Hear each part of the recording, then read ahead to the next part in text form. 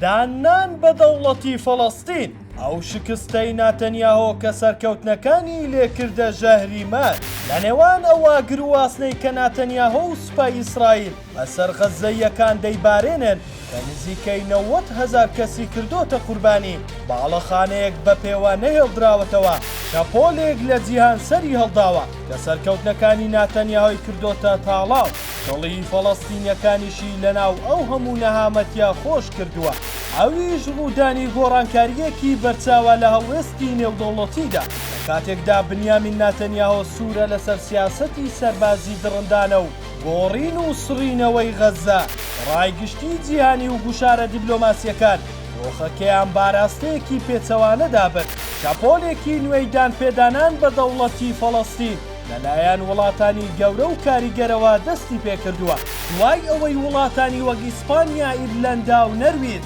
پێشەنگایەتیان کرد وڵاتانی دیکە چوونە پاڵیان ئەم هەنگاوە بە تایبەتی لەلایەن زلهێزە نەریتیەکانەوە وەک وڵاتی بەریتانیاوە کە وڵاتێکی ئەندامی هەمیشەی ئەنجومەنی ئاسایشە گرانترین گورز بوو دانپێدانانی بەریتانیا کە لە مێژووی پڕئاڵۆزیان لەگەڵ پرسی فەڵەستیندا هەنگاوێکی گرینگە نیشانەی گۆڕانکاریەکی قوڵا لە هاوکێشەی ناوچەکە هەریەک لە فەڕەنسا و پورتوگال و کەنەداش بڕیاریاندا دان بە دەوڵەتی فەڵەستین بنێن بەم جۆرە ئەوانەی دانیان بە فەڵەستین ناوە بوونە 150 دەوڵەت لە کۆی 193 دەوڵەتی ئەندام لە نەتەوەیە گرتووەکان ئەم دانپێدانانە شکستی دیبلۆماسی ئیسرائیل لەسەر ئاستی دەرەوە دەردەخەن لە کاتێکدا ناتەنیاهۆ هەوڵیدا گوشارەکانی بەهێز بکات بۆ لەناوبردنی حەماس کاردانەوەی جیهانی بە پێچەوانەوە بوو وڵاتان وەک وەڵامێک بۆ دۆخی مرۆیی لە غەزە و